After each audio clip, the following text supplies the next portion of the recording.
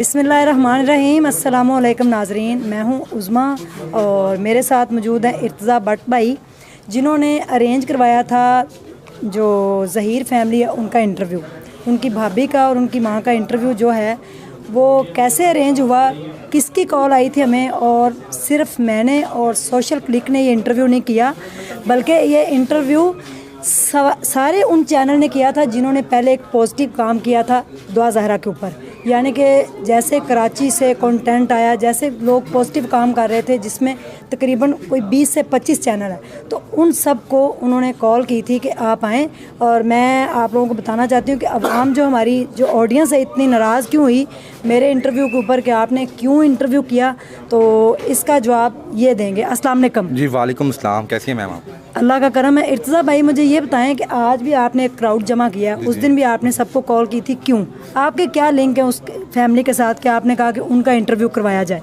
Basically मेरे किसी के साथ कोई लिंक नहीं है। मैंने इससे ना उस ऑर्गेनाइजिंग दिन से पहले मैंने 3 दिन पहले जाफरी साहब का इंटरव्यू किया था।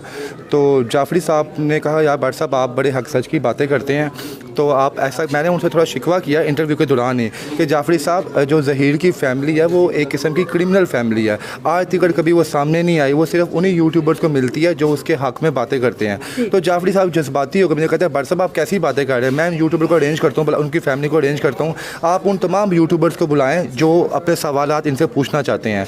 तो मेरी लिस्ट में जो से यूट्यूबर्स थे, इसमें आप थी सबसे पहले, ठीक है, साइमा मैडम थी, अनीब भाई थे, हारिस भट्टी साहब थे, फ़रहान थे, क्या नाम है, इकराम थी, मरियम इकराम साहिबा थी, और उसके अलावा जो है अनीब थे, अली हमदा साहब थे, जो इस केस पे काम कर रहे थे। मैंने उन तमाम को बुलाया और तमाम वहाँ पे आके उन्होंने सवाल पूछे वहाँ पे, जैसे आपने पूछे थे। जी, जैसे मैंने पूछे, और जो क्वेश्चन हमने पूछे उसका जवाब उन्होंने अगर घुमा फिर आके दिया, अगर सही से नहीं दिया, उन्होंने झूठ बोला है, तो ये उनका फेल है। एक बात मैं थोड़ा नाज़रीन को बताना चाहूँ, जब मैंने स्ट्रॉन्ग उज़मा को पहली दफ़ा कॉल की तो इन्होंने मुझे सबसे पहले ये बात पूछी, इर्तज़ा वहाँ पे कोई प्लांटेड सीन तो नहीं है? जो आपने हक़ की बात की, मैं वही बात यहाँ पे करूँगा। मैं कहती मुझे जाफरी साहब ने ये कहा कि इर्तज़ा कोई प्लांटेड सीन नहीं होगा। जब यहाँ पे ये अपनी फैमिली का इंटरव्यू लेंगे ज़हीर की वालदा का, मैं उस वक्त ऑफिस से बाहर होऊंगा। और जब ये यहाँ पे आई ऑफिस में इंटरव्यू करने के लिए, मैंने स्पेशली इनसे पूछा कि मैडम कोई ऐसा वैसा मामला है तो बेशक आप इंटरव्यू ना करें, क्योंकि आपकी ज़ात पे बात आएगी बाद में। इन्होंने कहा मैं कंफर्टेबल तरीके से अपना इंटरव्यू कर रही हूँ, और बाकायदा तौर पर इन्होंने फ्रीडमली वहाँ पर अपना इंटरव्यू किया भी था। जी, और उस इंटरव्यू के अंदर अगर शबीर की बेगम और ज़हीर की वालदा ने क्वेश्चन के आंसर नहीं सही दिए तो ये उनका फेल है। अगर उन्होंने झूठा कुरान भी उठाया तो ये उनका फेल है। हमारा इसमें कोई भी इशू नहीं था, और ना ही मैंने जाके, मुझे कोई इतना शौक था कि मैं जाके उनका इंटरव्यू करूं। सिर्फ क्रिटिसाइज़ किया गया मुझे और साइमा को। अच्छा जी, सोशल क्लिप। बिल्कुल, मैं वो तो मुझे नहीं पता क्यों क्रिटिसाइज़ किया गया। हालांकि देखा जाए अगर किसी ने इस पर काम किया है थ्रू फर्स्ट डे से कर रहा है, वो अनीब भाई हैं, हारिस साहब थे और फरहान भाई थे। अनीब भाई आप भी वहाँ पे आए हैं, आप भी ऑनेस्ट देखें, इस केस के में हमें कोई नहीं है, जो भी फैसला करना गवर्नमेंट ऑफ पाकिस्तान के इदारों ने करना है। आप भी वहाँ पे आए, किसी किस्म का दबाव वहाँ पे था आपको? सर को देना, एक बात क्लियर कर दूँ कि जो लोग बातें कर रहे हैं उनको ये पता होना चाहिए कि जर्नलिस्टिक पॉइंट ऑफ व्यू से अगर हम देखें तो दोनों साइड का मौक़िफ़ लेना चाहिए। पहले इशू ये था कि जो ज़हीर की फैमिली बिल्कुल सामने नहीं आ रही थी। अब जो पीछे की कहानियाँ हैं, क्योंकि मैंने भी क्वेश्चन किए, बड़े सख्त क्वेश्चन किए, जिनका वो जवाब मैं समझता हूँ कि वो नहीं दे सके, ठीक है, आपने क्वेश्चन किया, और वो जितने भी यूट्यूबर्स थे वो सब एक बात में मुत्तफिक थे यार, नहीं मतलब वो सही से जवाब नहीं दे सके, हम लोगों को कायल नहीं कर सके। लेकिन हमारा फ़र्ज़ था कि हम जाके उनका पॉइंट ऑफ व्यू लेते, और वकील जो दुआ ज़हरा का है अली जाफरी, उनके चैम्बर के अंदर था, और इर्तज़ा ने सारा अरेंज किया था, क्योंकि इर्तज़ा भी इस केस के ऊपर काम कर रहा है। अब मैं समझता हूँ कि इसके ऊपर ना इर्तज़ा कोई कसूर है, ना इनका कोई कसूर है, ना किसी और का कसूर है।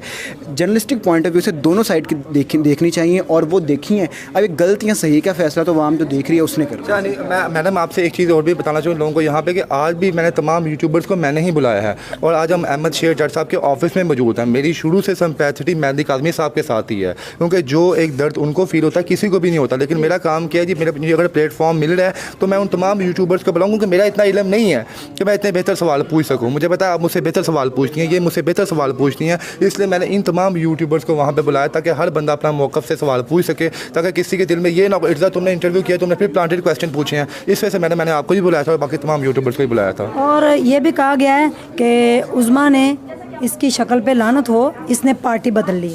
भाई ये कोई पीपल पार्टी और ये मुस्लिम लीग नून या काफ या पीटीआई तो चल नहीं रही, जो मैंने पार्टी बदली, इसमें पार्टी कौन कौन है मुझे ये नहीं समझ आई। आप कुछ इस पे रोशनी डालेंगे? नहीं, बस जो मैंने पहले बात करनी थी मैंने वही की है कि एक जर्नलिस्ट का काम ये होता है कि दोनों साइडें देखना। वो आपने देखा है, आपने अपना फ़र्ज़ अदा किया, ठीक है।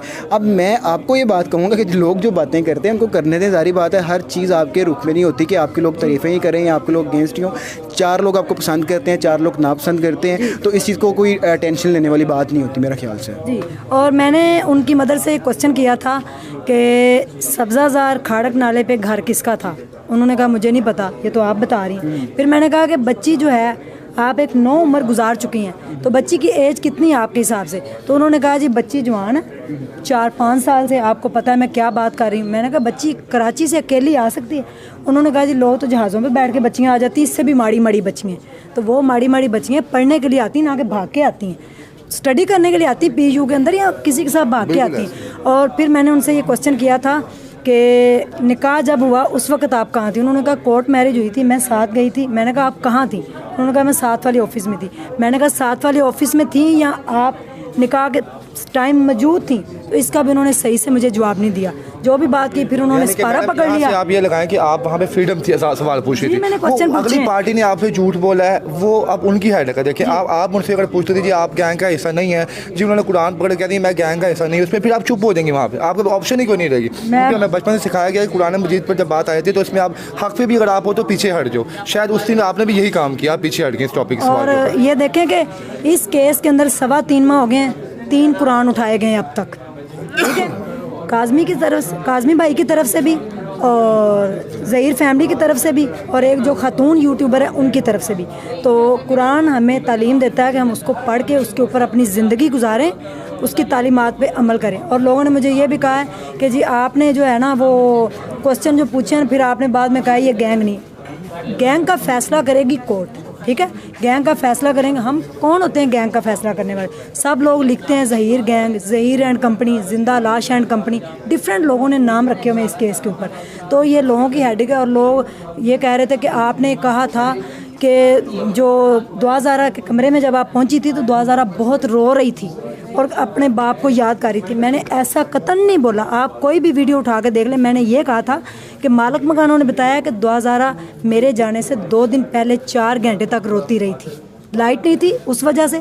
जिस दिन मैं उसके कमरे में गई थी उस दिन दुआ ज़ारा ने मोबाइल पकड़ा हुआ था। आज भी मैं अपनी बात पे कायम हूँ। 20 साल बाद भी दुआ ज़ारा के अल्लाह ज़िंदगी करे तो मेरा आमना सामना हुआ तो वो बताएगी कि उस दिन सिर्फ वो मोबाइल के ऊपर तस्वीरें देख रही थी, रो नहीं रही थी। तो मेरे हाल में अब आप लोगों के सब क्वेश्चन जो है वो क्लियर हो चुके होंगे।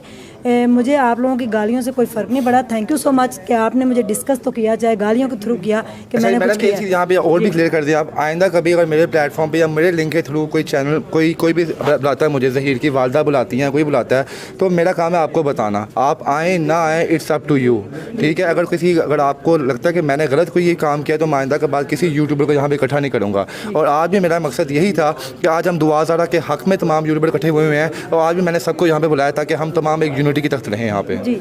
और कोई मैसेज देना चाहें आप? जी बिल्कुल, मेरा यही मैसेज है कि हम शुरू से लेके एंड तक मैं बजाते खुद मैं जो हूँ मेहदी काज़मी साहब के हक़ में ही काम कर रहा हूँ, क्योंकि मुझे पता है कि वो दर्द में है, तकलीफ़ में है। लेकिन हमें जो भी फ़ैसले हैं हमें दोनों पार्टी को सुन के करने पड़ते हैं। ये नहीं कि मैं मेहदी काज़मी की साइड में वीडियोज़ बनाए जाऊँ और दूसरी वाले बंदे कहें जी हम ऐसे किया ही नहीं। हमारा काम है एज अ यूट्यूबर कि हम दोनों पार्टीज़ के जो हैं करें और फ़ैसला आपके हक़ में छोड़ें। पाकिस्तानी इदारे यहाँ पर मौजूद हैं, वो इंशाल्लाह जल्द फ़ैसला कर देंगे हक़ पे कौन है और सच पे कौन है। जी थैंक यू।